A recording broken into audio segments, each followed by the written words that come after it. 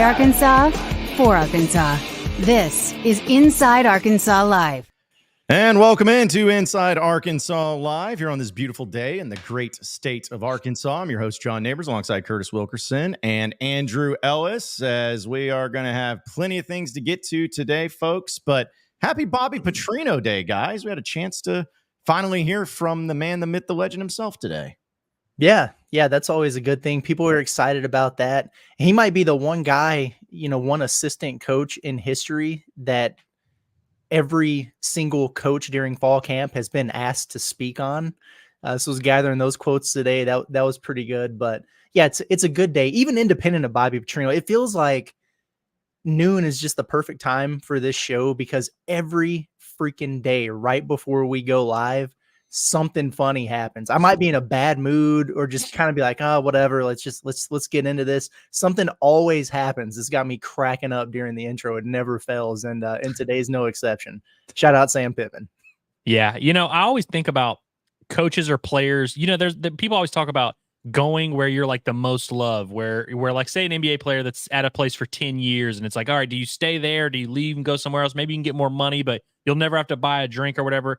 Petrino, I feel like, epitomizes that, where it's like he's a respected coach anywhere in the country, but it's like Arkansas, he's viewed as like this Mount Rushmore figure, this like a godfather of offensive football. And I it's kind of crazy that I think he should just always be at Arkansas forever because we just view him in such high regard of this state. And so I think he's got to be loving it. And it's definitely been a fun off season watching all this unfold.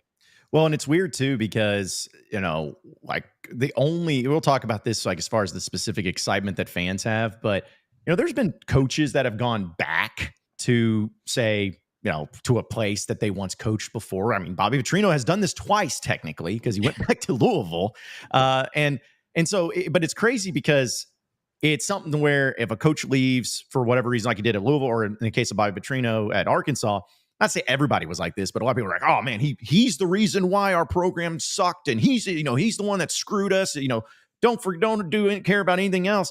But then all of a sudden he's back and everybody's open arms, welcome, everything. And so it's crazy to think that he's the offensive coordinator and calling the shots at Arkansas on the offense. Like watching him today in the press conference and seeing him, just like, I still can't get over this. I still cannot believe that he's still like here. Again, never would have dreamed in a million years he'd be back, but here he is. So yeah, I mean, it's been several months now, and it does still feel a little bit surreal, I think, but I think you can tell it doesn't feel that way for him anymore. Like when he did his intro presser, when he came back, and obviously that was super awkward and uncomfortable for him, but it was something that had to happen. And I thought he did really well given the circumstances.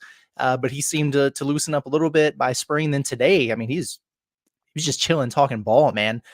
Seemed comfortable, wasn't awkward. Eye contact was that, like all those cues that you look for to see if a guy is feeling a little bit weird sitting up there under the spotlight. He didn't have those things, and so he said it himself. Like he's just able to kind of relax and coach ball, and good for him, man. It's and I think that's going to be a good thing.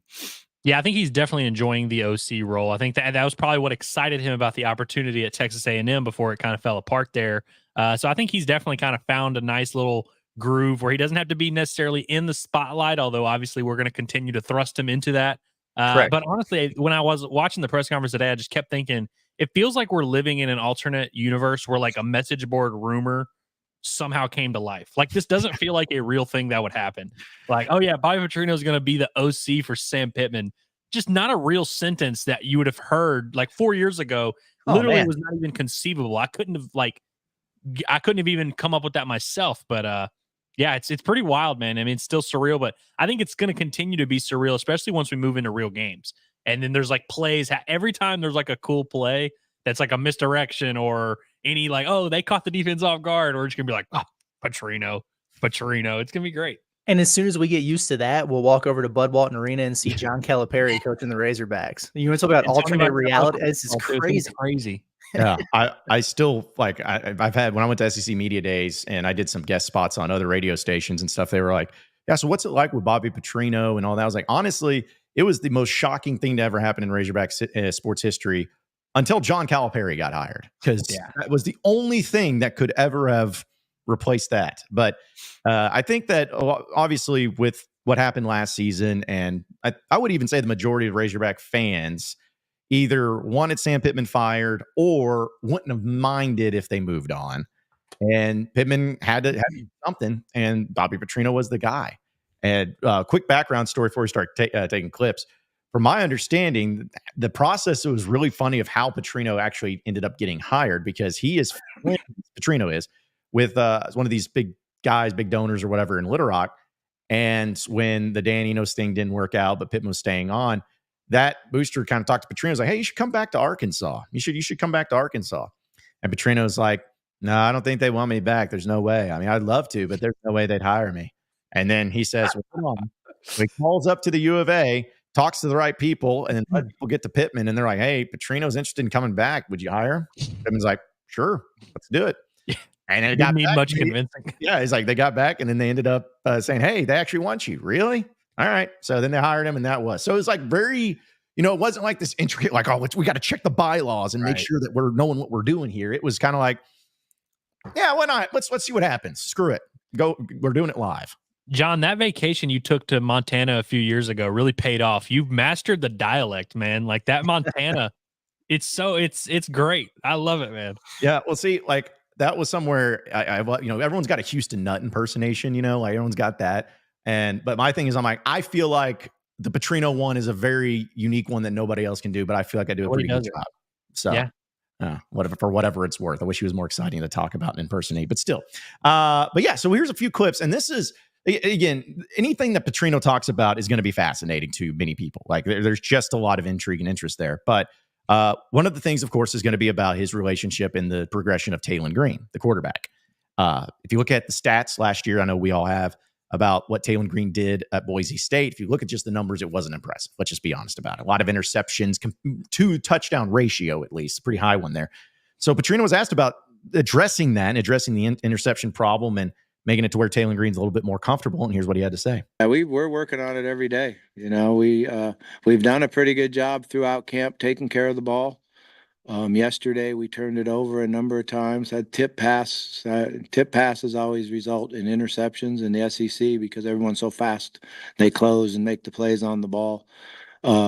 They weren't Taylon's yesterday though, but they were tipped interceptions. But that's a big part of playing quarterback is you got to, especially in practice, because you got to challenge yourself enough to see if I can stick that post, if I can make that throw. And then you have to be smart enough to dump the ball off or take your check downs. And I err in this part of the camp of being aggressive and challenging them to make the throw. And, oh, you just took the easy pass there. Because I think they need to see I can stick that post for a touchdown or I can't. But if they always just, I'm afraid to throw an interception, they're not going to pull the string and throw the pass they need to throw to win the game. So I like his mindset. I think he's been very aggressive, and there's a certain route that we've been working on that he's been awful at. And I asked him to, hey, give me a list of plays that you would like to run in practice tomorrow. That was the number one play on the list, which was great to see because he wasn't shying away from it. He was aggressively trying to attack it so he could make the throw for a touchdown. So a lot of interesting stuff in that one. And Curtis, I know we were talking about it before the show even started about him and how like addressing not only those certain routes, but also the throw and having the confidence to make the tough throws that even if they're struggling with, how they're going to have to make them. So making sure that they stay confident in those throws. Yeah, I'm really so glad that he said that. That's something me and Andrew used to talk about at camp last year all the time because we get frustrated. They'd be in 7-on-7 or something like that. And Jacoby Criswell, I'm not trying to throw too much shade at my man, but there would be times where he just would not throw the football. He'd take a sack in these drills or he'd tuck and run. And the receivers and the D-backs would get mad at him like, no, dude, this is practice. Like throw the football. Let us try to make a play. And so I'm really glad Petrino said that because you're not really going to know if you can fit it into a certain window or make a certain throw unless you're practicing it in live action. And so what better time to be aggressive than in practice? I like that. I really like what he said about, hey, Talon is 6'6", but there were times when he was throwing the football like he was 6 foot tall. And so really working on an over the top motion, how that's helped him a lot. So yeah, I mean, there's a lot of really good stuff there. I do wonder what that particular throw is that he stinks at. Is it like a back shoulder fade? If it was KJ Jefferson, it'd be a simple slant, right? But I wonder what that is for Talon Green. Yeah. I mean, and going off that point, Curtis, I think one of the things that has impressed me the most about Talon this offseason is he clearly has a very high processing speed and that internal clock. The ball would get out so quick, even early in spring. That was kind of one of his best strengths, I felt like, as a quarterback. And so, yeah, I think that's a great point that he's not one of those guys who's going to hold on to the ball for too long. Like, he's not afraid to get it out and get it out quickly. And so, yeah, if you're doing that and the turnovers are cutting down, you've got a pretty good combination there. So it'll be interesting to see. But yeah, I felt like the vibe I got from when Petrino was talking about Talon Green today is that he's seen legitimate growth out of Talon just in this offseason alone, which is kind of what you want to hear about a quarterback. I mean, he's kind of entering that old. I mean, this is going to be his third year as a starter at the Division I level. It seems like he's taking the appropriate strides. And really the thing that we've always given Talon credit for is he wants to take those strides, and he's going to be that guy that goes out of his way to try and get better and challenge himself in those key areas. And so, it was a press conference, and it's easy to win press conferences, but I heard a lot of very encouraging things, particularly with the Bobby and Talon relationship, which we felt from the jump has been a really unique connection. Yeah, and I'll even throw in something that when I would talk with Tyler Wilson or Ryan Mallett or any of those guys that were great quarterbacks under Petrino, it was fascinating to hear how the practices work, because that was the thing. Obviously now we don't really get access to practices much at all, and also Bobby Petrino is not the head coach, so I'm sure there is a little bit of a difference. But the thing that I always heard, and even from some of the former defensive players I would talk to, is that Petrino was always about making sure that his quarterbacks had all the confidence in the world and set those practices up to where the quarterback could succeed. I remember former defensive back telling me that there was a time where they had an interception in practice. They picked off a quarterback. It was a great play. Of course, they're hooting and hollering, going crazy. And Petrino goes over there and rips them. Just absolutely rips the defensive backs for getting a pick off his quarterback. And, that kind of seems a little odd to do it that way. It's like, okay, well, shouldn't you be happy that your defense is making plays and everything? But that's not his thing. His thing is, I need the quarterbacks confident in practice, because if they're confident in practice, they're going to be more confident in those games. And when they're confident in themselves of making those tough throws or whatever that they struggle with, it's as much of a mind game as anything. And if they hesitate, or if they, end up not feeling like, oh, I can't do this play. If Petrino calls in this play and the quarterback's like, oh crap, not this play. It's just going to ruin everything. And I think that's something that maybe people, it's easy to say you want your quarterback confident, but about giving them that confidence as a coach, I think it's a lot more difficult. And there's a method to the madness for Petrino in that. I mean, it almost feels like getting the quarterback as confident as possible comes at the expense of the confidence of some other people on the team. And we've talked about it quite a bit, but it was funny. I could be wrong. I think it was Tom Murphy that asked the question about hey, looked like Talon Green's completion percentage was mid-50s last year. Is there a window that you'd like to see him, get into or whatever? And right away, he was like, listen, there's a lot that goes into completion percentage. For example, route running.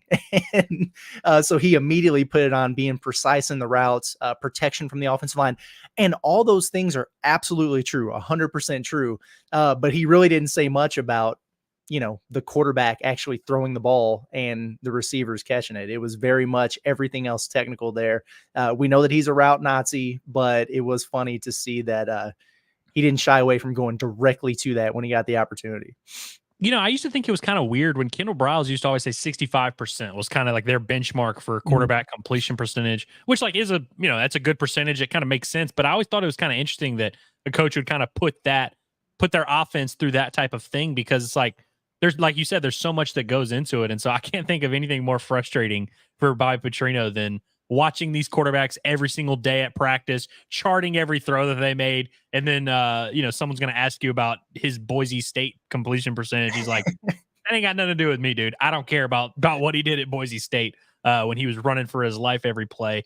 But yeah, just kind of going back to the practice thing, I've heard about this with NFL quarterbacks. Like I know Aaron Rodgers, he throws a lot of picks in practice because he's always trying to test his receivers a little bit. See, hey, can I trust this guy in this situation? Patrick Mahomes, when he first got to the Chiefs, it was alarming to the organization. how many picks he was throwing in practice where they were like, this kid just is a gunslinger. But there's a lot of these quarterbacks that have that mentality where in practice they're trying things to see what they can get away with in the game. And so that's seems to be sort of what Bobby Petrino was referencing there, talking about, you got to know if you have the confidence to do that, and your teammates need to see you take those chances in practice. And so, yeah, man, it seems like we're churning in the right direction with the offseason hype here for this offense for sure.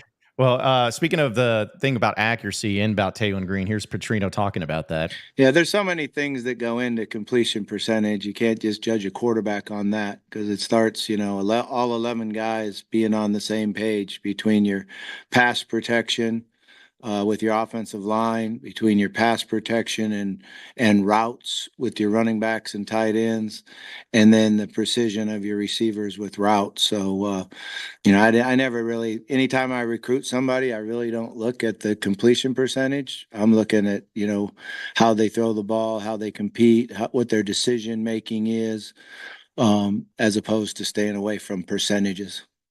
Yeah, and to continue on with the point we've been talking about, like, do you guys know who one of the most accurate, or I think he's still number one or at least number two, most accurate quarterback percentage-wise in NFL history? Drew Brees. No.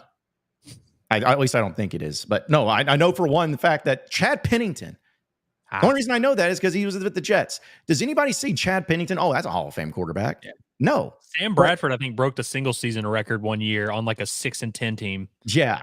I mean, yeah, it's like that. And then also to counter that thing, 2009, Ryan Mallett's first year at Arkansas under Bobby Petrino. Do you guys happen to have a guess what his completion percentage was on the season? 56, 57? Yeah, about 56%.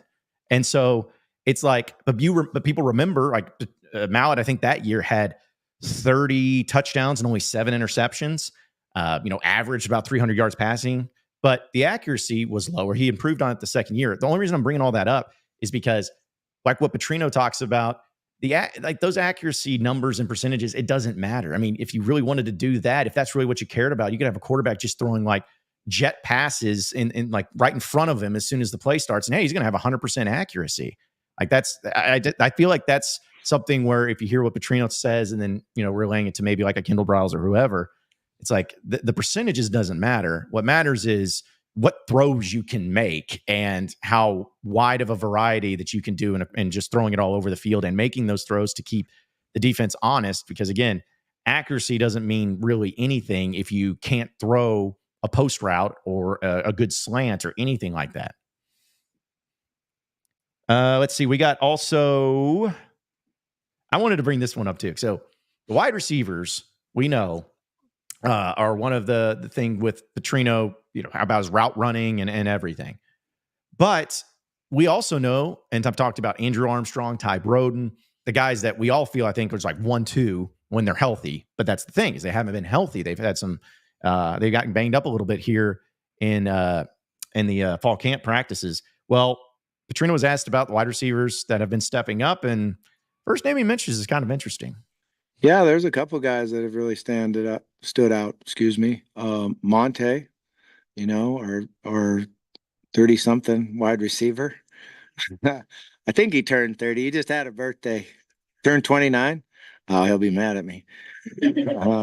But he's a lot of fun. He's a big, strong guy. I think he's great around our players because he's been there. He played in the major leagues, and every time you meet somebody or the players meet somebody nowadays, the first thing they do is Google them, right, and look out and see them stealing a home run out in center field. So immediately, it's great credibility.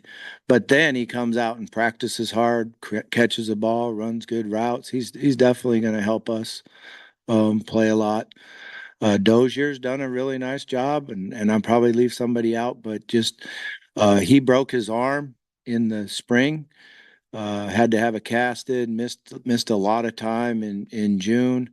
And it's been great to have him back out. It's a big body with great hands, that understands the game of football and can make plays for us. Tesla has taken that as an opportunity to get more action, and I'm still learning Tesla a little bit, inside, outside. What are his best things? What does he do well? How do we get him on the matchups? And he's been impressive to me also. Oh, guys, I know, Andrew, you talked about this a little bit too. Is like, I guess when you start talking about Monty Harrison being a legit offensive player on this year's team, certainly seems like it. Yeah, I mean, I think he's definitely graduated at this point from like funny offseason story to this guy might actually help the team. Is he going to be the wide receiver one? Probably not. But it does seem like everything we've heard about him, and we're taking into account that he didn't play in the spring. Normally, when these receivers come in the offseason, it's pretty hard to ramp yourself up that depth chart and really make an impact right away. I mean, Ty Broden struggled with it last year, and he was the guy that they were kind of counting on to do that. So, yeah, I mean, we'll see how much he actually ends up being on the field. But I think the fact that he's even in this conversation and making those strides and getting mentioned by multiple people right away tells you that something's going on there. I mean, 6'2", 230, obviously is a former professional athlete, like shouldn't be the most stunning thing in the world. But yeah, I don't know if I would have guessed that he would actually be in Arkansas's top 5-6 guys. But I mean, we've heard his name a whole lot more than we've heard Jaden Wilson or even Tesla, who just got mentioned in that clip. Like some of those guys, it's not like they're the most irreplaceable guys in the world. And so, yeah, it seems like Monty Harrison is actually making a push. And I believe he's been running with the first team offense a little bit here and there in fastball. Well, either Monty Harrison is one hell of an athlete or all these other guys are just really underwhelming so far in camp. I mean, because that name has just been popping up over and over and over again. And if we think about the guys who are going to be behind, maybe that big three of Armstrong, Broden, and Satania, anytime somebody's been asked about that recently, yeah, it has been Monty Harrison that keeps coming up, or CJ Brown, the freshman. Yeah. You hear a lot about him. Davion Dozier's been getting some pub. He had a really good scrimmage, so maybe he's coming along. But it has been interesting to me that the guys, we talked about Arkansas having every reception from a wide receiver from last year returning. Guys who played a big part in that, like Isaac Tesla and Jaden Wilson, really haven't heard that much about them, comparatively speaking to some of these other dudes here. So I don't know if it's a situation where maybe those guys kind of are what they are and they see some upside that they like with some of these new guys or younger guys. But yeah, I'm going to be really interested to see once we get to game day, who that next wave of receivers comes in. I hope it's Monty Harrison. I think it would be an awesome, awesome story. No, I think it would be like one of the coolest, most unique stories, because when we were going through spring and we saw the wide receivers, like, okay, we know it's Broden. He's looking great. Armstrong's looking great. Satania gets talked. And then just like this randomly, like one day, just, hey, by the way, this former MLB player is joining the Arkansas team. I was like, okay, sure. All right, whatever. Maybe they just were out of scholarships or out of or needed an extra scholarship or something. And this guy was like, hey, I want to come and play. And like, hey, yeah, come on, we'll give you a shot. Here you go. But as time has gone on, it's like, okay, this is starting to be actually legitimate. And we all love stories, and we love the good American underdog stories and everything. And it's not unique in the way of we've seen baseball players, former big leaguers, go and play college sport, go back and play college football. So it's not unique in that realm. But for Arkansas and for how quickly it moved around, like it wasn't like this guy was there last fall or even was really there in the spring. It was like almost felt like just a late edition kind of, well, we got an extra spot, so let's just give it to this guy. And suddenly it's like, and knowing especially Petrino and how wide receivers and how, they have to be on point. They have to be a certain level of talented and athletic for him to already be at this position in fall. Man, it's hard not to think that it not only be a really cool story, but also that he could be one of those players that maybe is a big target for Taylon Green, because he's a big target. Yeah, also, it's worth interesting, noting, man. He's a true freshman. Like, right. Imagine if he sticks around for 3 or 4 years. Like, what's this dude going to look like when he's 32? Out there catching passes. Like, that's nuts. No doubt about it. I want to bring up this comment real quick. From Heartbroken Hog, he says, won't be shocked at all if Monte's a top 3 receiver on the team. Saying he's too old shows a lack of knowledge. Most receivers don't go downhill till post 30, and he's going against kids. I agree with a lot of that. The age is only part of the equation here. Dude hasn't played football since high school, and he's 29 years old. Sorry. He hasn't played football since high school, and he's 29 years old. That's the biggest thing for me. And so I think it goes to show you a pro athlete is a pro athlete, man. And so I keep going back to what Scott Fountain said about, him saying, hey, if I can track a fly ball, I can track a punt, and maybe he can do that with balls coming out of Taylon Green's hand I don't know, but it's just really, really interesting to see that, not only is this guy a story because of his age and being a 29-year-old true freshman, but having not played, I understand he was good in high school, but I was good at some things in high school that I'm not good at now. Like, it's not like riding a bike, man. So for him, to Andrew's point, to, he wasn't here in the spring, to get here, start fall camp, and then over the course of like 2 weeks to go from just kind of like this novelty story to a dude that might actually help the team. It's really freaking impressive, man. I also think it's a very optimistic point of view to be like, oh, Monty Harrison's good and all these other guys are good. I think that, the fact that we aren't hearing about a lot of those guys. Yeah. and it coincides with Monty Harrison's rise. I think everybody, I see a few comments kind of being like, oh, maybe we're just loaded in the wide receiver room. Maybe, but I also think some of those top guys, I believe the hype with and stuff. But I think Monty Harrison, if he ends up being your fourth guy, we'll see what that looks like. But it does make me a little bit like I don't know what to make of this group, and it's weird with Armstrong and Broden being out that we haven't really gotten to see the whole room together this entire fall. But yeah, I just can't wait for that first game just to see what the rotation really looks like. Yeah. Well, and you also got to take into consideration too. And again, I always keep comparing everything back to the Petrino era back at Arkansas in the early 2010s. But I mean, your wide receivers, the only ones that you really saw and the only ones that really were a part of it, and of course, barring any injury, was Joe Adams, Jarius Wright, Kobe Hamilton, and Greg Childs. On occasion, you would see, like a Marquell Wade randomly go in there, and especially since Greg Childs was getting hurt and he was out for a bit. But that was really it. I mean, you didn't see much of Julian Horton or Javonte Herndon.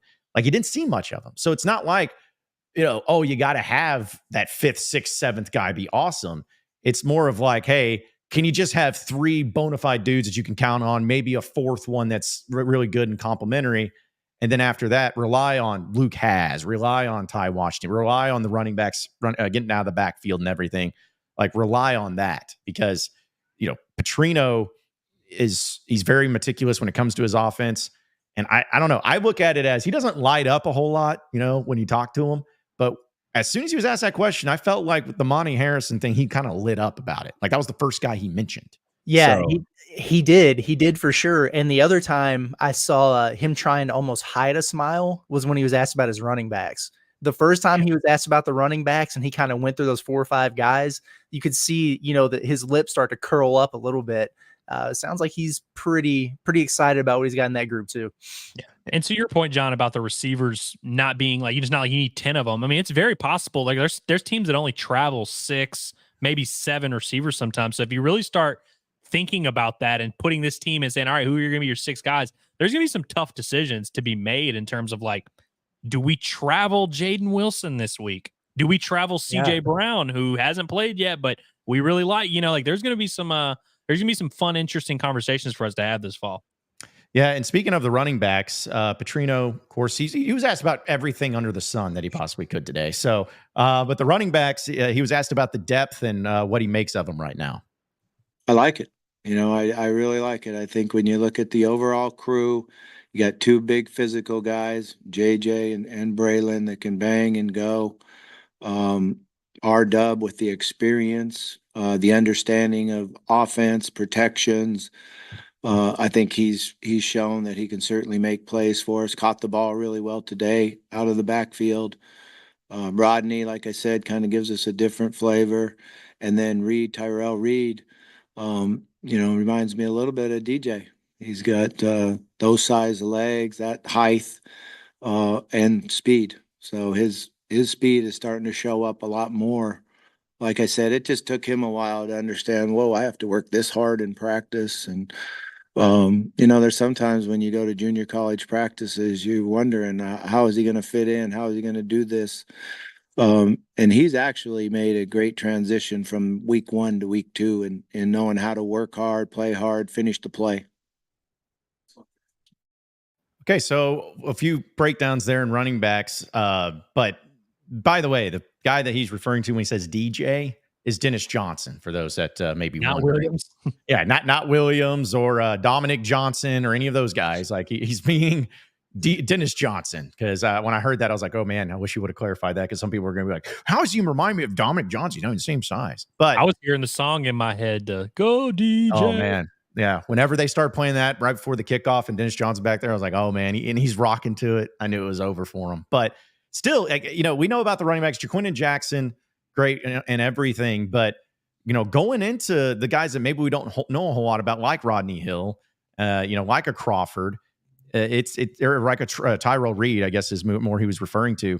It's like I keep going back and forth where I'm like, yeah, I know Jackson's great, and Rashad Abinion, we saw a lot from him, but man, I don't know who's going to be the second running back on this team. I have an idea. I feel confident, but I keep hearing about these other guys too, that maybe they'll step into that role. Yeah, it's kind of crazy that maybe the one running back in that room that we haven't mentioned the first 2 weeks of this operation is the one getting the Dennis Johnson comps. Yeah. I'm intrigued by Tyrell Reed. It seems like the last several days we've heard more and more and more about Rodney Hill, and I like Petrino just kind of calling out there like, yeah, he brings a different flavor to the room. He does, brings something a little bit different to the table than the other guys. And when you have a unique skill set like that, there's a place for you on the field. And he mentioned, him as a pass catcher, and not just, swing it out there to him and let him make a play with his feet, but that he can track and adjust to the ball, and is a really good receiver out there. So yeah, I mean, I feel like it's pretty safe. I don't know what you think, Andrew, but to look at this running back room and go, okay, Jaquindon Jackson, Rashad Dubinion, Braylon Russell, it seems like your top three there, but I don't know, man, like maybe it's Camp Kool-Aid, but it seems like the more we hear about guys like Hill and Reed, you wonder if there's going to be some packages in there for him too. Yeah, and I think back to Petrino's years at Arkansas where they would use 3-4 running backs, and it wasn't like a consistent, 25, 25, 25, 25 split with four guys, but you'd have like Broderick Green was kind of your power guy, and Cody Walker kind of fit into that a little bit later, and you had Ronnie Wingo, who was like 230 pounds, but he was like the receiving back, and we talked about him a lot. Now he'd catch passes. And then Niall Davis was kind of the jack of all trades there, and Dennis Johnson mixed in there with all that. They would mix all these guys very creatively and had, like you said, packages for different guys. And so, right now, if it came down to it, I feel like you would probably be looking at Jaquindon Jackson carrying the majority, not like 80% or whatever, but above 50% of your carries. Maybe Dubinion and Braylon Russell split the second and third group or a little bit. Maybe have Rodney Hill as a receiving guy. I mean, he talked really highly of his ability as a route runner and to track the ball and all that stuff. So yeah, I mean, I could see them using four guys legitimately, maybe not every single week or every single possession, right. But yeah, I think they definitely have options, which is always nice to have. But ultimately for me, I always feel like if your top running back stays healthy, you're not going to rotate as much as you say you're going to rotate. And so as long as Jaquindon Jackson is healthy, I feel like it would almost be a disservice to him if they did rotate 4 or 5 running backs in all these games though. Yeah. And I'm looking back at the numbers that you brought up, Andrew, about with the running backs at Arkansas. In 2011, the year Arkansas went 11-2, it's crazy. Tyler Wilson threw for 3,700 yards almost, which, man, it just shows you how many he was just throwing around. But Dennis Johnson led the team in rushing at only 670 yards. And you had Ronnie Wingo was the second leading rusher at 458, and then Broderick Green at 260. And then Joe Adams, I think it was probably just that one run, was next up. But still, like, you didn't really have just a bunch of guys. I mean, then Niall Davis in 2010, he rushed for 1,300 yards that year. I mean, he was the dude. And it was all in the last 4 games. Yeah. Like it was. Yeah, he didn't even come to play until later. He averaged 6.5 yards a carry, but still, like after that, Broderick Green got 365. So you're talking about nearly 1,000 yards difference between the number 1 and number 2 running backs. So that's where I'm going to be curious if they have a running back. If Jaquindon Jackson's the guy, is he going to be like the Niall Davis type of running back? Well, not to the talent, but where it's like 85, 90% of the rushing workload goes to him? Or is it, as far as running backs go, or is it going to be kind of by committee? Because even in 2009, Broderick Green was the leading rusher that year with 442 yards. So it kind of can go a lot of different directions. I guess it just depends on who your running back is and how much success they're having, and also how healthy they are too.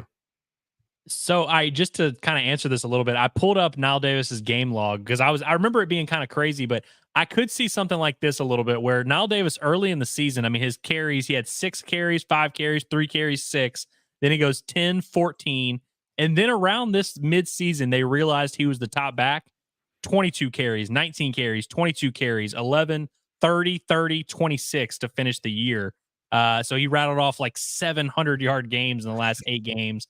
I could see something like that where maybe early in the year we're rotating, we're doing all this stuff, we're kind of giving all these guys their shine, and then when it gets to nut cutting time, it's like, hey, let's ride the big pony that we know we have. Yeah, and I like all the running backs that they do have, and you hear good things, but there's only so many that can play. There's only so many that'll be in there, and but it seems like they at least have got different strengths. Like every one of them have different strengths to go along with. Also, another fascinating thing, and we've talked about, of course, Taylon Green's QB1, but trends, knowing how college football is, odds are there's probably going to come a time, you don't want it to, where the backup quarterback's going to have to play. Whether it's just, taking a shot and, having to get, having the wind knocked out of you, having to come out, whatever it is. And it certainly seems like Malachi Singleton has solidified himself as QB2 for that. Well, Petrino was asked a little bit about him in a couple of questions, but one of the ones was asking about his coachability and how confident is Petrino in Malachi Singleton if he had to come in significant snaps during a game this season. Yeah, Malachi is really coachable and extremely intelligent. He picks things up quickly. One of the things you want as a coach is to try where it works out, where you only have to tell a kid one time and then they get it. Malachi's that guy. You usually only have to tell him one time, and then he can carry it over to the next day, or he can carry over what you coached him to 3 days from now and do it that way. And it's a lot of fun when you get a young man like that who can pick things up and adjust and be coachable like that. He knows the offense well, and he's timing. I think he's still learning himself as far as what throws I can and can't make. That resulted in a few picks yesterday. But you have to do that as a quarterback. And like I said, his ability to run and scramble and keep his eyes downfield is very good. So we've seen a little bit from Malachi Singleton, spring ball. He played in the spring game a little bit, and hearing from Petrino and everything. I mean, does that change your confidence, or does that make you a lot more confident that if something happened to Taylon Green, that Malachi Singleton can step right in and pick up right where he left off? I mean, yeah, it makes you feel good to hear the offensive coordinator saying he trusts the backup quarterback, but we're talking about how he really likes to inject confidence into his quarterbacks. I don't know why he would say anything differently. The facts are he hasn't taken a snap as a college football player. So, it's going to be like a jury is out thing. And that's the case with a lot of backup quarterbacks, but I did like what I saw from Malachi Singleton in the spring. And as he's continued to progress, he just, of all the options, he just seemed a little bit more poised and under control and in command of the offense. And that's what you're looking for. And Petrino, he was asked about him a little bit earlier than that clip that we just played. And one of the things that he said that stood out to me was folks won't know how good Malachi Singleton is until they have to tackle him. And that's just that other dimension to his game that, if he needs to improvise and get out of trouble, then he can use his legs to do that. That's always a good thing to have. Yeah, I mean, it's weird to say sneaky athletic, but Malachi Singleton, he's one of those guys where might not even look like the most athletic guy on the planet, but he had a couple times in the spring where he was able to actually run, and you see his top end speed a little bit. I do think that Arkansas would have some confidence in him if something were to happen to Taylon Green, but I also think, and we talked about this before, that Bobby would have to kind of adjust some things because they're different skill sets, different passers of the football. I think Taylon is a little bit more arm strength there in the arsenal there, but I think Malachi's a little bit more accurate. So maybe you would change kind of the go-to combinations. I mean, we talked about some of the routes that Taylon's comfortable throwing. I'm sure those are a little bit different for Singleton. And so I think that would be interesting to see of just how different would the offense look if they were having to go to Malachi Singleton. But I think they have some confidence in him. And so I'm just curious to see what that confidence level is like this time next year, as well as it continues to progress. Yeah, hopefully that it's actually real. And so if there were a situation where Malachi Singleton had to come into the game, that they would let him play and let him throw. And it wouldn't be the situations like, past years when it was like, all right, yeah, we love Malik Hornsby. Oh yeah, if it wasn't for KJ, he'd be starting right now. Oh, he's the future. And then he's got to come in the game, and they literally would not let the kid throw the football. Like they were terrified to let the ball leave his hands. That's what you don't want. And I don't get the sense that that's the case with Singleton. I think there's a little bit more legitimate trust there than that. Yeah, and you know, not to talk too much about the past, but I like Kendall Briles. I thought Kendall Briles was a pretty good offensive coordinator. I mean, the numbers were there, the scoring was there. It seemed to utilize his strength, but the one thing that I feel like he was not made and not good at was getting like developing quarterbacks. Because you know, Malik Hornsby, he was there for what, 2 seasons, 3 seasons, yeah, and so he did not get any better. You didn't really go and get anybody better. And you know that KJ was a guy, yeah, he's built like a truck, but he was getting banged up. You just didn't prepare him. You did not prepare him for those moments. And that's kind of a slight against you. And you do a lot of great things, but that's a problem.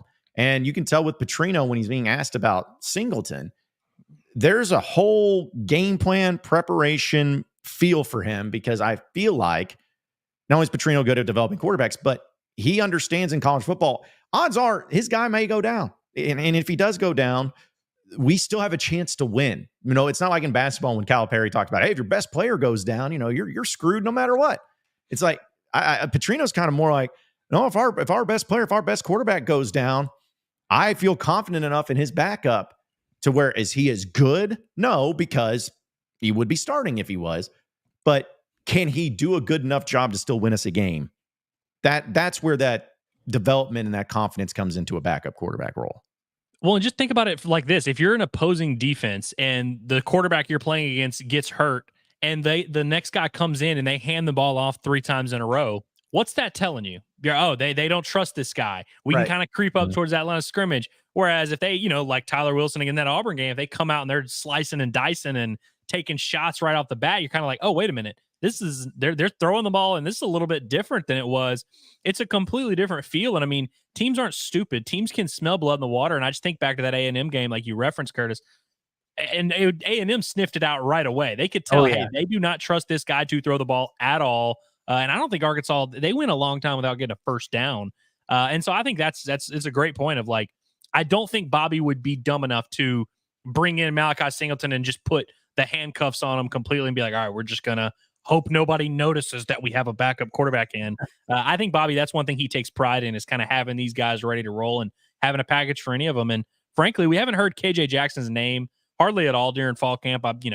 Who knows if that's maybe he's struggling. Maybe it's just kind of not really a battle there or whatever. But I would also be interested to see if they had a little bit of a package for him, because he's an intriguing athlete. And I like what his potential could be in this offense. And it does take me back to the question that was asked to us last week. I think it was Megan actually that asked the question about, you know, how much Singleton or whoever backup quarterback do we see against UAPB? Well, first of all, you got to take care of business.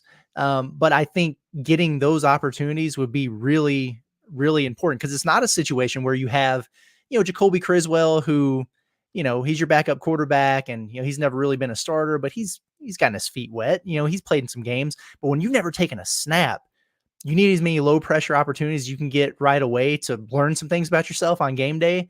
So yeah, like if you can get him going against UAB, UAPB, if you're in control of some of those games, that's going to help you out a lot down the stretch. Nothing would make me more uncomfortable than if it was a situation where, like Texas A&M, where, you know, you have a deal, Taylon Green, you know, goes knee to knee with somebody, he's got to come out for a series, and then you got Singleton walking out there at AT&T Stadium where the lights are extremely, extremely bright on him. If he's got a few quarters under his belt by that point, I feel a lot better than I do if that's his first snaps that he's taken as a college football player. Yeah, I mean, I always reference the game that Tyler Wilson came in after Mallet went down in Auburn on the road. Go back and watch those highlights, folks, if you ever have a chance to, because like you guys just discussed, when Tyler came out there, it wasn't like the only time we'd really seen Tyler Wilson is in mop-up duty, or that time as a freshman, he had to go up against Texas and Colt McCoy on the road, and it went horrible. Like that was it. And I think everybody, knowing how great Ryan Mallett was, they're like, oh, geez, you know, this is going up against Auburn with Cam Newton. This ain't going to be pretty. But what it was is as far as the offense and the look of it, did not change. It wasn't like, all right, let's get Tyler comfortable here on the road in a hostile environment, handing the ball off and doing a little screen pass. No, I think it was the second play of the game, maybe. He went for a 25-yard pass downfield. Like that's the type of thing where Patrino also wants his backup quarterbacks to not be like deer in the headlights whenever something happens. Like, hey, you're going in and this is what we're doing. to be scared about it. So doing all he can to make these guys confident, especially a guy like Malachi Singleton, which, as you mentioned, hasn't really played a snap in major college football. But if Arkansas if they're on the road to Auburn or whatever, and Taylon Green gets, banged up a little bit, I expect Malachi Singleton to go in. How he'll perform is one thing, but as far as the offense and the look of it and how they run it, I think it'll be just fine. And who knows, because of Petrino, he's talking about his legs, maybe that's part of the strength and maybe part of the game plan that they would have for him is like, hey, yeah, you may not throw as much, but because we're going to run some RPO, some options, some QB draws, whatever it is, just to get your legs moving too. Let's see. We also, another clip that, actually, no, we already played that one. So, but we'll get to some of your chats too, folks. I know you're jumping in on this, and we'll dive into that here in just a second. First, I want to tell everybody about our friends over at Brothrow. We know that sports betting is a big deal, and especially has been pretty big here recently in the state of Arkansas, and some topics of discussion that have been going on. But whenever you're doing your sports betting, though, you need to make sure that you're doing it with Brothrow.com, because it's a lot of fun to go up against your friends, go up against actual real people. You get in there and you see a certain team's favored by 3 points. You're like, hey, I like that. I'll put $25 on it. Well, somebody else will take it. But hey, I actually like +3, $25. Here you go. Go head to head. And there you go. Like, whoever wins, you get your earnings. And it's a really easy web app that is able to connect it with not only Venmo, but also PayPal, Cash App, all of those things to make the payout easy. And the best thing about it is you don't have to worry about the house getting a cut of the money. It's even money. So it's free to sign up. You must be 21 years or older to play. And there's no VIG, no juice, no nothing like that. So check it out at brothrow.com. Get to playing, get to having some fun going up against real people when it comes to your sports betting here in Arkansas.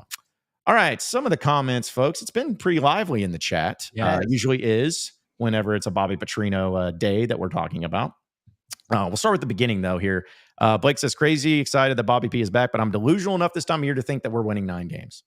Most people There it are. is. And that's where, okay. it's where you're supposed to be this time of year. What's the fun in college football season if you're not optimistic going into it? Everybody's 0-0 right now.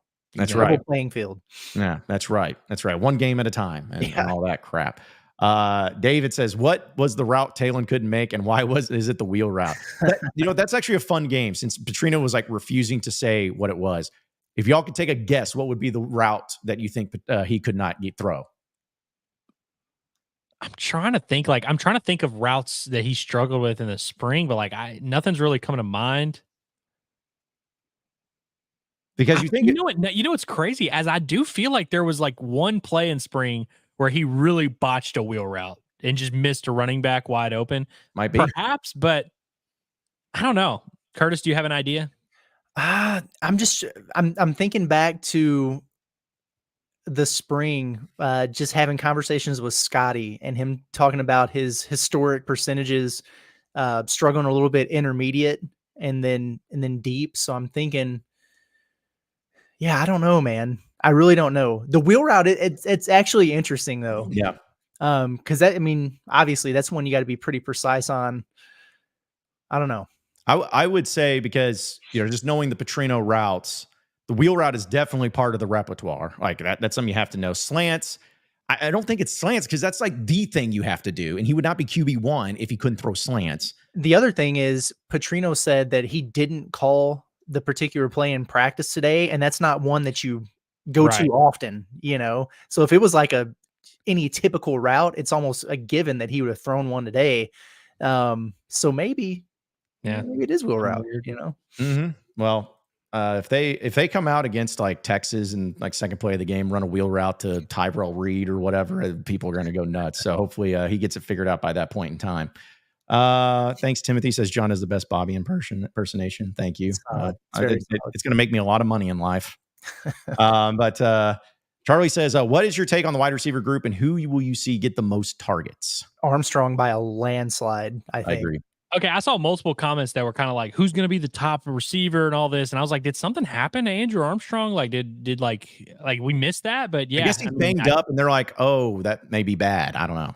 Yeah, I'd say the guy that had like 900 yards last year is going to be a safe candidate. I mean, unless you want to count Luke as a receiving option there. I mean, which he's gonna generate a lot of targets. But yeah, I'd imagine Armstrong, if he's healthy, let's assume. Right. Yeah. And I'll be honest, I love Luke Has. We all love. He's a phenomenal player. There's no way he's going to lead this team in receiving this year, though. No way. I wouldn't I think just don't so, see it. but I mean, it wouldn't stun me. It wouldn't stun me unless if Armstrong got hurt, maybe he would end up. But like, yeah, I don't think. I think Armstrong, when he's healthy, is going to be the number one guy. He'll probably get 10 targets a game. Yeah. I mean, he's a great player and everything. It's just I'd like to know how many teams, especially good teams. And it's not an insult, but just had their tight end be the number one receiving target. Like maybe Brock Bowers, I guess, might have been that or something, maybe. But yeah, it's starting to almost trend that way in the NFL a little bit. Like I'm sure Travis Kelce led Kansas City in targets last year, and so nowadays like tight ends are getting a little bit more prevalent. But I still think that would probably be a stretch, especially because Arkansas is going to have multiple tight ends. Yeah, actually, did Hunter Henry lead Arkansas in receiving in 2015? I don't think he did. They had a couple receivers that had Drew Morgan was like all SEC that year. Yeah, that's right. Drew Morgan had him beat by 100 yards. So yeah. Hunter Henry only caught 3 touchdowns, and I think they were all in the same game against Mississippi State. Yeah, it was like he had like 800 yards and 3 touchdowns or something weird like that. Yeah, the only other time is in 2014, Hunter Henry was second next to Keon Hatcher, and third was AJ Derby leading receiving. So oh hell yeah, goes tight end you over there. What's that? QB2 also. I mean, he started the game at Arkansas at quarterback. Was it Rutgers, I think, is when he started? Yeah. 0-1 as a starter. Gross. Speaking of, Kingsley's over here asking that question. Should Tesla take the Trey Knox route and transition to tight end?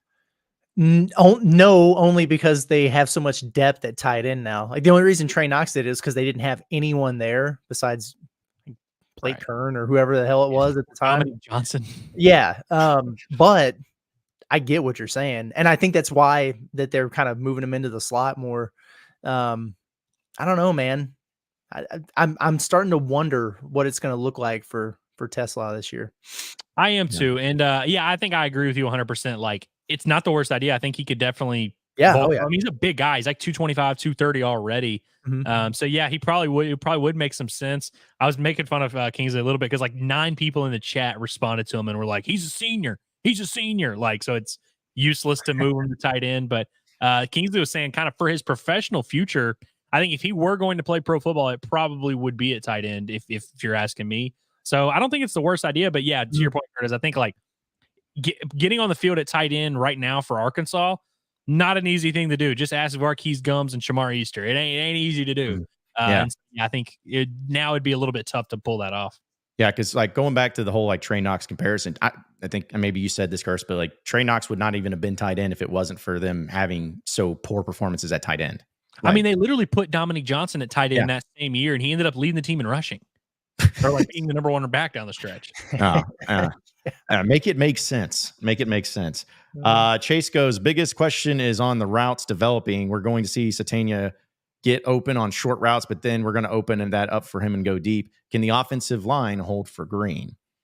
I mean, that is the question that you just got to wait on. I did think it was interesting though, and I guess we didn't play the clip, but Petrino was, when he was asked about the offensive line, he kind of went into the like, we thought they would be more ready and better in the beginning of fall camp than what they were, because he said in the spring felt like everything was good, like they were solid. And basing off of that and basing off like kind of what Mateo said at times too, I don't know how bad it was or whatever, but it sounded like the offensive line definitely in the beginning of fall was not at all what they needed to be. Well, it's probably because they haven't had their 5 guys lining up beside each other the entirety of fall camp. It's been a lot of mix and match for different reasons, whether it's injury or NIL holdouts or whatever the hell. But, you know, I'm glad that he was honest about that, because he did say exactly what you said, like thought they would pick up right where they left off after the spring. They didn't.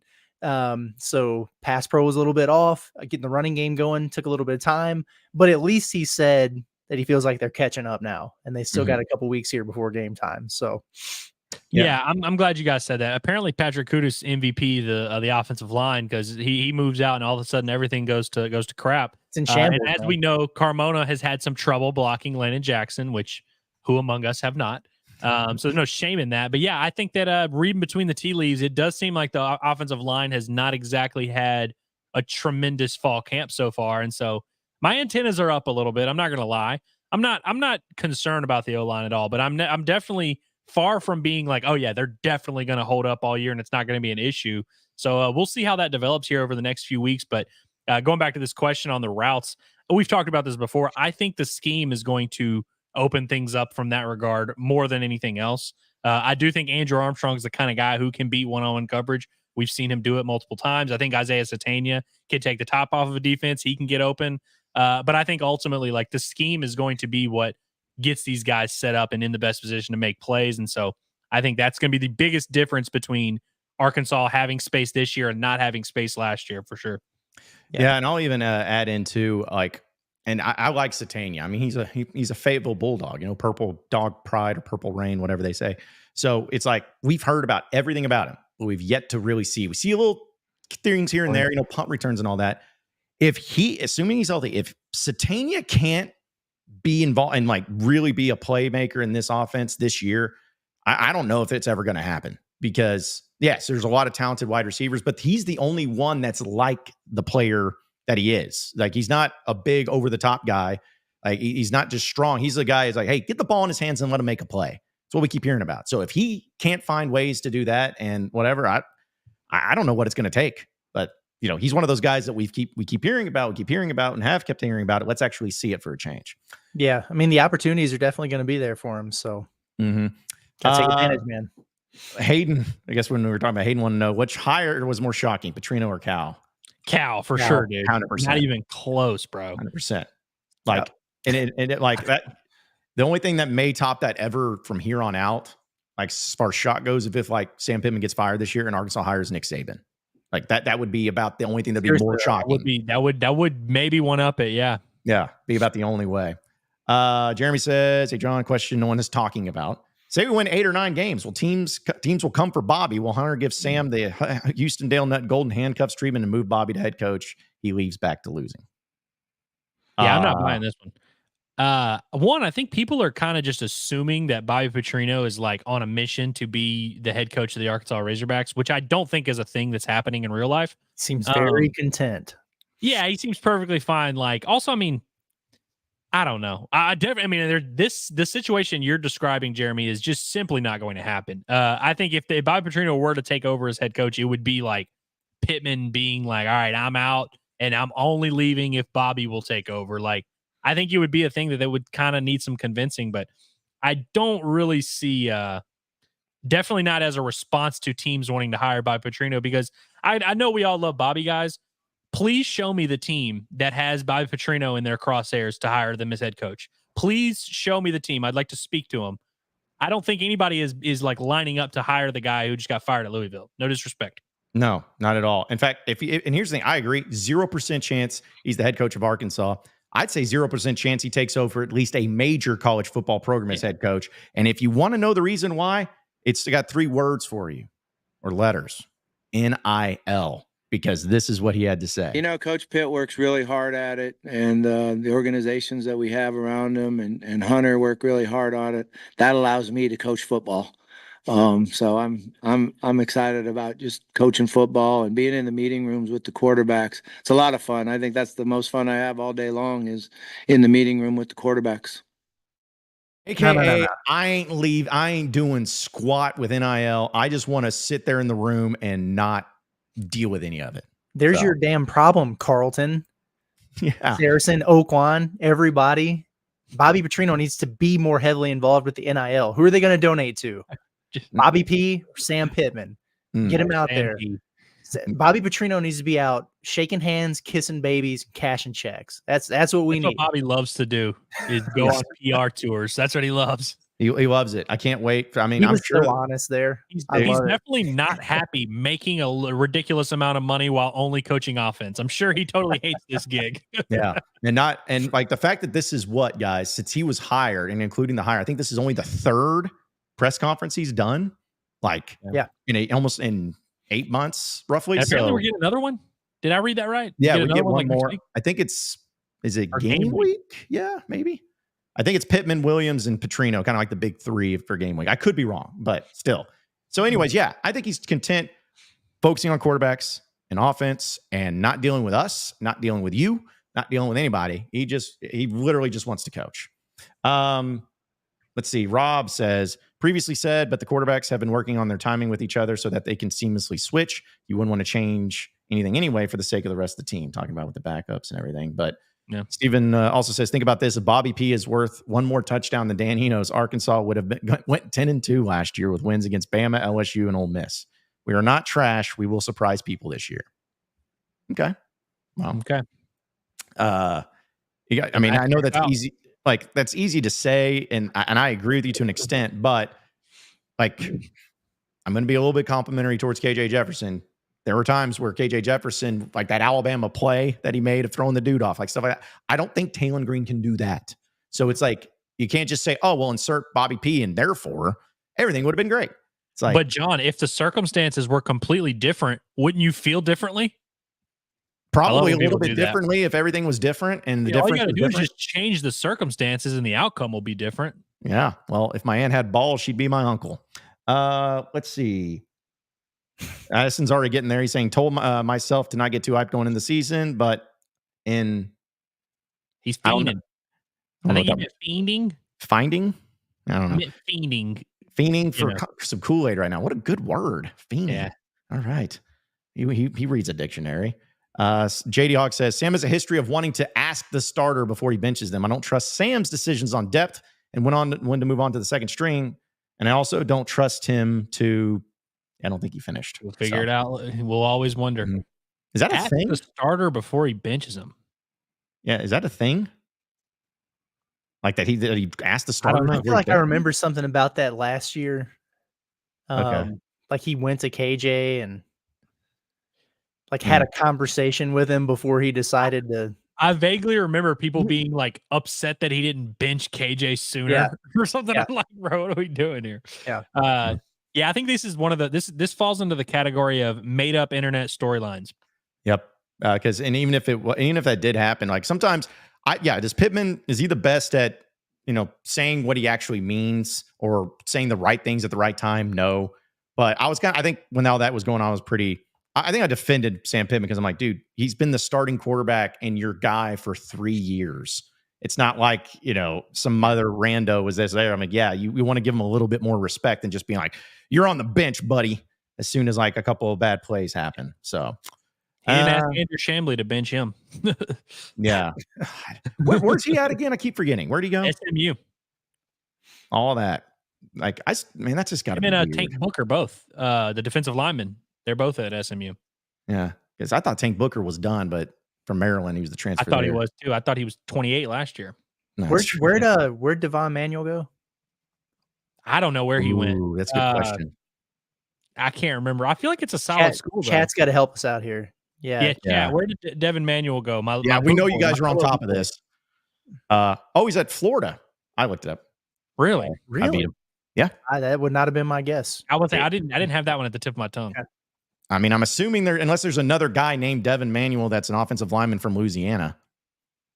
But no, it's definitely him. Yeah, I didn't think you went. Is he 6'9", 340 or whatever pounds? He's 6'7", 319. Oh, he's shrunk. Okay. Huh. Yeah. Weird. Tape measure at Florida is a little bit more accurate, eh? Yeah. What a weird situation to go to Florida with all the craziness that they got going on. So Florida, I'm about to say, all right, now Florida's going to be one of the fascinating teams in the SEC because I could literally see them going anywhere from like 3-9 to 9-3. Yeah. Yeah. I don't know, dude. Their schedule is so stupid. They play Miami and Florida State in their non-cons, and then they play in the ACC. Like, that's brutal. Absolutely brutal. But I don't care. I have no sympathy for Florida. They'll find a way to get over Your it. coach is a fraud. Yeah. Fellow Louisiana guy as well, but he's a fraud. And I thought he'd be pretty good. I thought it was stupid that LSU did not hire him. I know a couple of people who played for him at ULL, Louisiana Lafayette, and they all like act like he's like God, bro. And they're like, I'm telling you, man. Kingsley comes in and says, we're in a new era of coaching. I think head coaches are going to stick around a lot longer in a GM-like role, while OCDC will be the ones getting the axe when things aren't going well. Ooh. I mean, I don't know.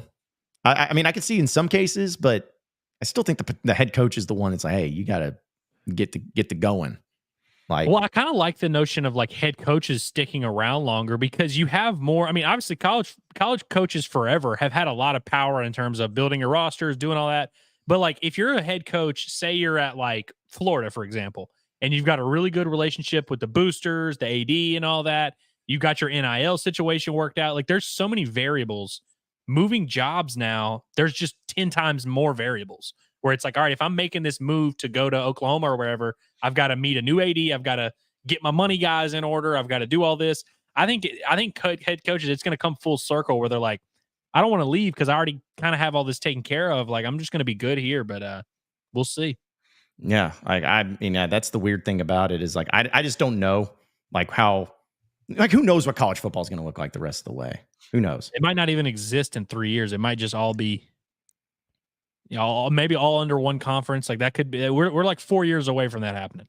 Yeah. Well, it'll be here before we know it too. All right. I got a few buy or sells, guys, that we're going to dive into. And of course, it's brought to you by Davis & Garrett Insurance, your independent auto owner's insurance agency, securing what matters most. Go see my boy Clayton over there. He'll get you all squared away and set up.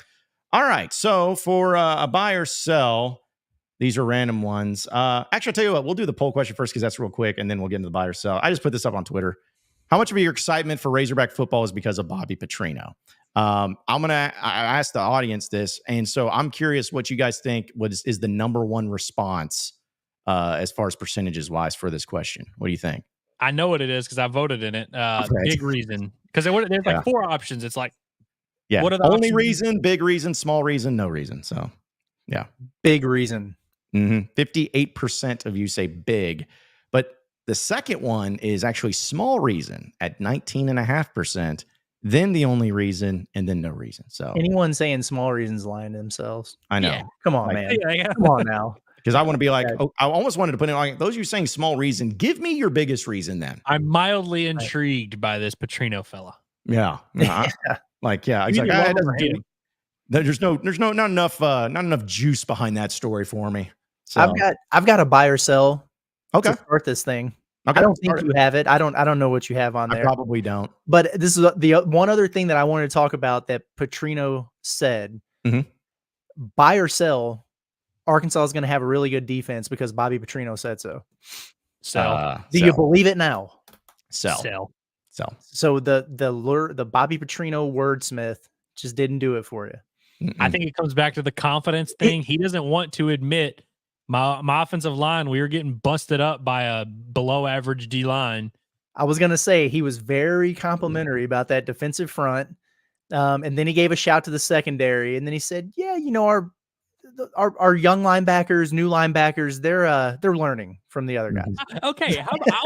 So when he said the D line thing, I was thinking, I'm like, dude, Marcus Woodson just said the linebackers were the best group. And then if you had Bobby P come to the press conference and be like, D line low key might be the best part of the defense. I'm like, now they're just like trolling us. Like they're trying to like find ways. We're going to hear from Travis Williams tomorrow. And he's gonna be like, it's the best offensive line I've ever seen. Yeah. Can't wait for that. They're just gassing each other up. They all got in a group text like, all right, you gas me up today. I'll gas you up today. They're having I'm trying to get like you off.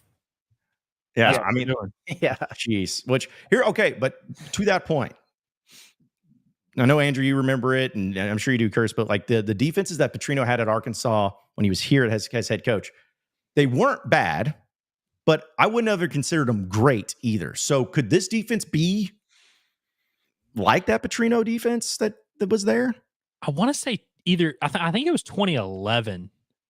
I actually think their defense, like I liked it. Like I think that was actually like an above average, like top half of the league. You had a freshman Trey Flowers, your boy Jake Beckett was on there. Also like Tank Wright, Jericho Nelson. Remember him? So I think that 2011. I think they're probably not going to quite be as good as some of those. Yeah, that's just made me think. I'm like, well, I guess Petrino, a good defense could be like that defense that was playing then. So can you have a good offense, average defense? That's literally all it is. If an average defense, then I think they can win like 8 games. We're not asking for too much. Yeah. No. I think it's a very fair ask, honestly. A very fair ask.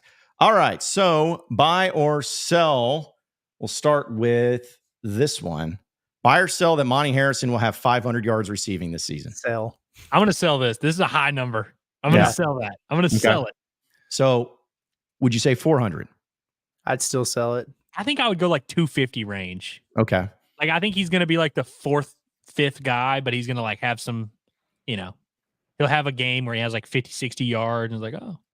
Well, and honestly, the reason I use that number specifically is because, and I know it's a different team, I know all of that, but I always just go back to Arkansas. And in 2011 or in 2010, Arkansas had 5 people who had over 500 yards receiving that year. 5 players had 500 more yards or more receiving. And that's in 2010, you said? Yeah, that's in 2010. And then in 2011, I think Jarius Wright's the one that led the way because I think he had 1,000 yards in that season. Yeah, he had 1,000. But then they still had 4 players that had over 500 yards receiving. So that's I think why they could have 4, but I think that the 4 would be Armstrong, Broden, Satania, Has. Mm-hmm. Yeah. No, that's fair. That's fair. You know? Yeah. Give me Harrison for like 240 and a couple tutties or something. Yeah, I like that. It's probably all of them against UAPB. This year, Jaden Wilson, and last year Jaden Wilson had 15 for 199 and 2 touchdowns. There we go. I can see him getting a little bit above that. Yeah. Okay. Yeah, I think that's fair. All right. How about buy or sell? Taylon Green will have 15 or more completed passes of 25 yards or more. Off the top of my head, I feel like over. So yeah, I'll buy that. I think they're going to be a little bit boom or bust on offense. Mm-hmm. So I could see him having games where he has 3 or 4 30-yard completions. Yeah, well, he'll get a bunch of those just. He'll have 6 against Patrino. Yeah, he'll get a lot of those just because of Patrino. Yeah, some dude running wide open, and he's Well, and I base that on, and again, in my rigorous research, which I'm sure is 100% accurate, that the 2010 and 2011 Arkansas had at least 15 passes. In fact, another crazy thing, 2009 through 2010 through 2011, that was all 3 years. Arkansas, every single game had a pass of 25 yards or more. Like that's impressive, actually. Yeah, like every single game. So, all right, now this one I feel like is could be pretty fun. Hopefully, buy or sell that the second leading rusher on the team will be Taylon Green this season.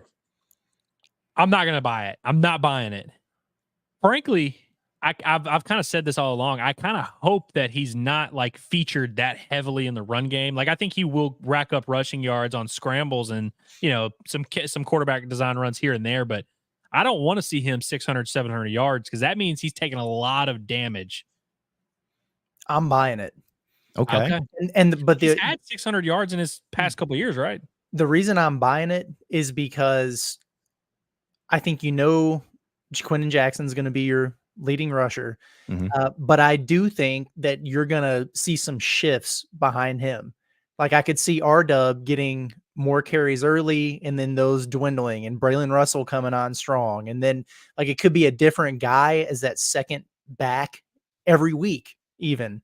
I think there's going to be so much fluctuation there that you're going to have Jackson out in front by a wide margin and then a bunch of other running backs pretty close, but far behind him. And so I think just by the de facto of Taylon Green's going to be in every game, assuming he stays healthy, that he's going to wind up having more. Okay. Yeah. Kind of like the 2021 season. Like this KJ, I think led him in rushing that year. At like 640 or something like that. So yeah, I mean, it's definitely like that. That makes sense. But I do agree with what you're saying. I don't necessarily want to see that. Like, I don't want to see him overdoing it and taking a bunch of shots. And I mean, dude, 600 yards is a lot for a backup running back. Like, frankly, like Arkansas's had a couple years where they've had guys like a duo that does a lot. But like, if Jaquindon runs for 1,000, it's going to be really hard for another running back unless he just gets all the other carries to get 600, 700 yards. So right. Especially I mean, even if say Taylon Green's, what do we think a healthy number of rushing attempts per game is for him? So it's tough because sacks count. Well, but I'd say like 7, 6, 7, 8 at the most. Yeah, I think he's going to average double digits. Wow, probably. I bet he will. Yeah, I mean, I see because I was looking back. Just of course, I know different teams and everything, but this past, I understand Pittman. Or at least when KJ Jefferson was the quarterback at Arkansas, he was the first or second leading rusher every year. Mm-hmm. So, and in Pittman's first year, Felipe Franks was the third leading rusher that year. So, yeah. I used to love watching him take off. Man, I felt so bad. Felipe had like a 90-yard touchdown run in an NFL preseason game where it was like just a complete busted thing, but he had like a 90-yard touchdown run. Dude, And yeah. he ran I mean, his 40 time was better than I thought it was. He looked slow though. Yeah. Well, I think a big part of it was he was like, because he came off that surgery, and I just thought, I was like, man, this guy is so scared to death of like taking a foot down and like doing something. Felipe Franks is low key one of my all-time favorites. Like for a 1-year guy. Yeah. I loved him, man. One of your favorite rental players? One of my favorite rentals. Yeah. Hey, listen, I remember I liked him because I'm like, dude, he's coming into the worst situation you could ever walk into. Like going into a program that's gone 2-10 back-to-back years and has a head coach that's never been one before. And it's in Arkansas, and you're coming from Florida, and he owned it, dude. So I was like, I respect that guy for doing that. Because I'm just gonna be honest, I wouldn't have done it. I would have been like, okay, so I'm gonna go from Florida, where I was playing in the SEC title game, to go to a place that's went 2-10 back-to-back years, and as a head coach, it's the first time ever. So, okay, another buy or sell. I guess it might be the last one here. Buy or sell. Tyrell Reed will lead the running backs in receiving yards. Sell. Who do you think's going to do it? I think our Dub is going to have a good chance. He's a good candidate. Yeah, Rodney Hill, it seems like, is a guy they're going to throw the ball to. So I mean, I think Tyrell Reed, practice squad, could lead though. Mm-hmm. I mean, he might be the best receiver in the running back room. I just don't think he's going to get the opportunities. Correct. Yeah, because once again, because I'm a nerd like this, I went back and I looked at who was the leading running back in receptions for Arkansas under Petrino. And if you go back to 2009, it was Ronnie Wingo. 2010 was Ronnie Wingo. And then in 2011, it was actually Dennis Johnson. So there you go. You know, sometimes you just have that guy, which it's just like, hey, just use him as more of the reception and the running back and getting all the carry or getting all the man. Low key, Braylon Russell can catch it out of the backfield. He really can. I'll also be interested. We've talked about it with Jaquinton Jackson that he only has I think 10 career receptions or something like that. I'll be interested to see if that number moves or if they really are committed to just hey, you're just a running back. But I wouldn't be surprised if he caught more passes than he's ever caught before. Yeah. Yeah, dude, seeing that big old mamma jamma getting a catch, and then some poor cornerback's going to try to take him down on the outside, when he's throwing a little flat or something, is going to. I really look forward to that moment, because I feel like that'll be pretty entertaining, to say the least. Yeah, so we just got about 10 or so minutes here on Inside Arkansas Live. I appreciate everybody listening in. If you got any chats that you want to get on the last minute and questions and all that, hit us up here, and be sure to subscribe to Inside Arkansas. A few things, though, I wanted to bring up, guys. Yesterday, we had Carlton Safa on from Saracen. And it was a wild time. I love Carlton. He's a good friend of mine. He's done a lot for me with Saracen. You could tell he's, I would say, slightly passionate about the things he was talking about yesterday. But very intriguing and everything. So that happened, and he's still been on social media and everything. Well, Sam Pittman put out a really interesting tweet as soon as we started. I wish I could put it up, but it was a very interesting tweet from Sam Pittman, where right at noon he says, and also remember, folks, Sam Pittman doesn't exactly tweet a lot. So this is something. He says, I want to publicly thank Louis Sella and the team at Oaklawn Racing for their generous donation to the Razorback Foundation to help the Hogs. Very, very appreciative. I want to thank other leaders of our great state of Arkansas for their help. #Go Hogs. #turn that damn jukebox on. Man, I mean, it didn't take very long at all, dude, for our poor friend Carlton to finally just come out and throw Oaklawn under the bus after I guess something was said on the buzz, or I don't know. I guess Rio's tweets. Yeah, Oaklawn, from my understanding, just the people from Oaklawn said, yeah, he's a liar, is what they called him, straight up a liar. Right. So, and then drama, man, some drama. He starts calling it out. And then, for Sam Pittman, after all that, his whole stomp, yesterday about got to give Sam Pittman the help and the resources he needs. And then the tweet comes directly from the man himself for Oaklawn. That's tough, man. But also on the other side of it too, we got to remember Sam Pittman is a Oaklawn man. He loves Hot Springs. He loves the racing. So I'm not saying you're not picking sides or defending anything. I'm just saying there could be that element to it as well, where Sam Pittman's maybe a little bit biased. He's like, hey, I'm all about Oaklawn, because I'll be honest, I don't think Sam Pittman has probably ever stepped foot in Saracen. I wouldn't think, but we know that he's always at Oaklawn, and he's always been an Oaklawn guy. Have we checked Carlton's Twitter since? I need to. I have not. I mean, I have not. Active today. He has been. He has been. Yeah, I did not have Inside Arkansas being at the center of the casino wars on my bingo card for fall camp, but I love it. here we are, man. We're big money guys, so you know. Well, here you go. He tweeted, Carlton tweeted this out 47 minutes ago. He said, okay, so the UA doesn't need NIL money because of the pending $500,000 from Oaklawn. Saracen was proposed an ongoing stream of revenue that'll throw off millions, not just the U of A, but other schools as well. The $500K is great, but that will not even cover 1 month. This is electric, man. I'm telling you, man. I love it. I love this stuff. You should just keep trying to bait other people into giving the university a lot of money. I think that's a good bit. Just being like, oh, that's not going to be enough. We need more. Like, he's doing the opposite of where they were like, hey, we don't need NIL money. He's just like, maybe if he keeps doing these things, people will keep giving money to the U of A. Maybe it's, it's a master plan after all. And I will say, though, too, about the $500,000, that is a true thing. I was like, that doesn't mean squat. I mean, yeah, it's a good thing. You're going to take it no matter what, but that's not program changing, team changing money. At least not for the major sports. Yeah, get you a starting guard. Yeah. That'll get you a few bullpen arms and a ninth man in basketball. Right. Yep. Yeah. We need to start putting together our own ideas of this amount of money and what you can buy with it to spread the love as much as possible, but still get quality players. Yeah. That'll get you Cole Ramage. Yeah. Give equating the value of give a player. Us a dollar amount and we'll tell you which former Razorback that their services would cost. Yep. And I'll tell you this, at $400,000, I have a feeling for basketball, at least this year, that ain't none of them. Oh, dude.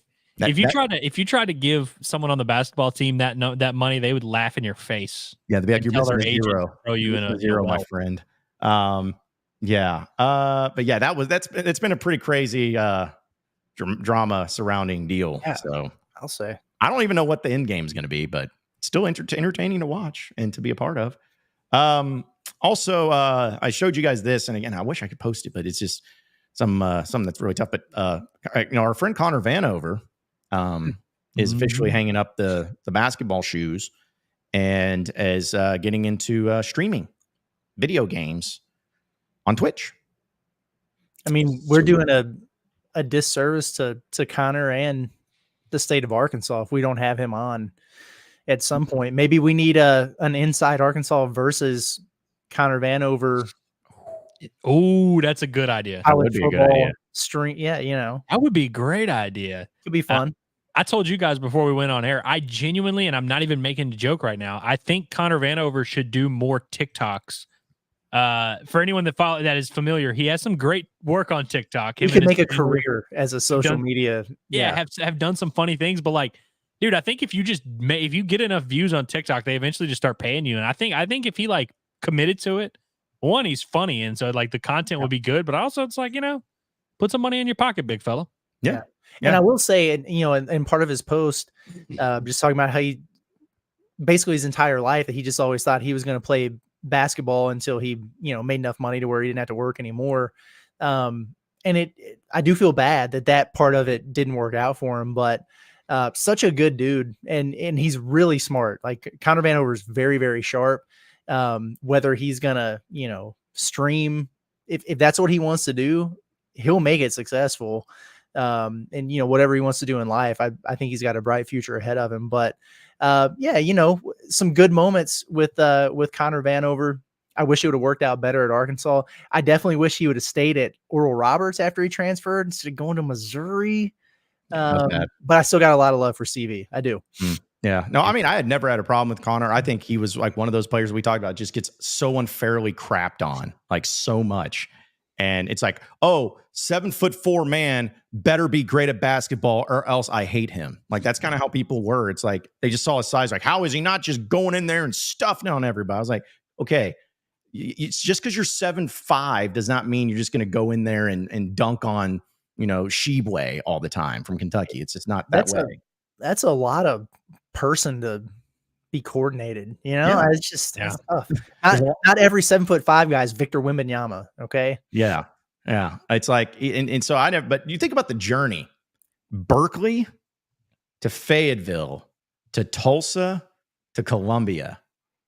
That is a journey, man. Yeah. Gosh, That is like that. Yeah. That is Little a Rock journey. born and bred, right?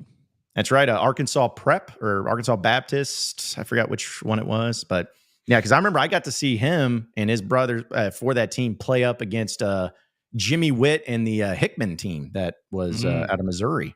I think is that close to St. Louis, Curtis? I don't know. Columbia Hickman. Yeah. Yeah, that's right. Oh yeah, that's right. He was from Columbia. So yeah, I remember getting to see that, and it didn't go well for Arkansas Prep, if you could imagine. So a few chats real quick. Rob, he had a little buy or sell. He's like, buy or sell Monty Harrison will have 500 yards in receiving and special teams. I don't think he'll be. I don't buy that he's going to be like a main special teams guy because I just think Satania is going to be your punt returner, and we'll see what they do with kick return. But I mean, if he's a kick returner, then sure, he could rack up a few hundred. I mean, right away when oh my gosh, the special team, Scott Fountain. Yeah. We're talking about a brain fart. Right away when he was talking about, them mixing them in at punt return a little bit, I was kind of like, hey, maybe in a certain game, that's a way for him to touch the football in a college football game. But very quickly, that's kind of left my mind, and I'm coming around to the thought that he might actually get on the field and contribute as a receiver. So turns out he's too valuable as a receiver to put on. But I think I'd still sell that. I mean, 500's a lot. It's a lot. That's a lot of yards. So yeah, and a lot of targets and everything too. But if he is the kick returner, though, which I mean, it seems like that's in play. If he's the kick returner, he could do it because I mean, kick return you can rack up a few hundred. You could rack up 100 in a game. Yeah. Assuming that they kick running it back to the 20. He actually, they actually kick it to you. Could you imagine if he caught one 9 yards deep and brought it out? Oh my! I'd kill him. I'd be so pissed. Like I'd be so mad. My buddy Devin would have a little more maturity at 63 years old. Yeah, right. Exactly. That's right. And finally, guys, real quick, I don't know if you guys want to talk about what in your reaction. You got Chuck Barrett and Bo Mattingly doing a show together now in the mornings on radio. Yeah, that's wild. That's gonna be interesting. I used to listen to Bo all the time back when he was on the air. So that's gonna be a very, very interesting dynamic. I'm looking forward to. We were kind of in our separate group text trying to decide, if they're gonna do a new show. So we kind of thought maybe that's what the news would be about. Who would it be? And I think I said Chuck and Clay. Yeah, you did. Right. I was half right. Yeah. No, because I don't know, but isn't it kind of weird? And I'm not hating, so everybody just don't freak out. But you got Chuck, who's the voice of the Razorbacks. You got Bo, who does Hogs Plus. Like these are two people that, they were very well, like they were hosting Sports Talk Arkansas forever. Mm-hmm. But their main host now having to be co-host, which I can tell you from experience and stuff like that, doesn't always work out. But also, like, they're basically still involved with the U of A. So I don't know. It'll just be interesting. Like if Arkansas starts crapping the bed in football season, are you going to be in a tough spot? Yeah. I didn't know they were boys like that, frankly. I mean, who knows in these day and age of who's boys. Well, and let me ask you this, former Morning Rush co-host, that's moving to 9 to 11 now. How do you feel about that? I'm pissed that it wasn't there. You're like, damn. Yeah. No more 4 a.m. alarms for our man Ty. Good for him, man. Yeah. I have no idea how he does that. I have no idea how you did it. I would love to, do radio or whatever, but if it was, I'd have to really be talked into the 6 a.m. thing. No, that's brutal, man. And I've said this, I did it for 2 years. I loved doing sports talk radio, but I'm never going to do mornings talk again. Like that was brutal. Cause I even texted Ty just kind of like, hey man, that's kind of crazy and everything. I was like, yeah, congrats on not having to wake up at 4:30 every morning anymore. He goes, I was waking up at 3:30 and now I'm going to just start waking up at 5 a.m. And I'm like, what is wrong with you? Yeah, I would not do that if I was him. But whatever, extra hour. His body's probably just like used to it though. I don't know if he's able to sleep in anymore. Yeah, because I guess he's been doing it for 5 years now. Because I left in late 2019 early 2020. So I mean, he's been going for a long time. But anyways, it's just fascinating to see that. I was more surprised that old Tommy Kraft, who I know, is moving the morning rush to later in the morning and getting the drive time morning slot to Bo and Chuck. So yeah, how about that? Because he's been, I mean, how long has that been a thing? Like 20 years. I mean, I mean, dude, like, because I know you guys talked about listening to Bo. I used to listen to Chuck Barrett on ARN 10:30 a.m. up in Northwest Arkansas. And this just shows you how old I am, one, and how far sports talk radio has come. Back then, you could dial pound 1030 on your Alltel mobile phone, and it would go straight to the get on the line. So I was like, that's it. I used to listen to Chuck on there, and sports is brought to you by Fayetteville Auto Park. Like just all the time, every single time. So yeah, I don't know. I saw that news, and great for them, cool for them, but pretty surprising in the sports media world. So yeah, no doubt. Anyways, well, folks, guys, anything else before we roll out of here? No, this is perfect timing. Folks just came to cut my grass, so it's about to get loud over here anyway. It's a good time for me to get out. No, well, perfect, and that's what we time, because I really have to take a piss. So it all worked out for us all. But either way, appreciate everybody watching, listening in. Be sure to subscribe to Inside Arkansas on our YouTube page. Be sure to also check out our website, insidearkansas.com. Keeping you up to date on all the great written content. Kurt's doing a great job with that. And we're going to keep it moving tomorrow and get to hear, I guess, from Travis Williams. And I'm going to be off the show, but Curtis and Andrew's going to take care of it and get you all the updates.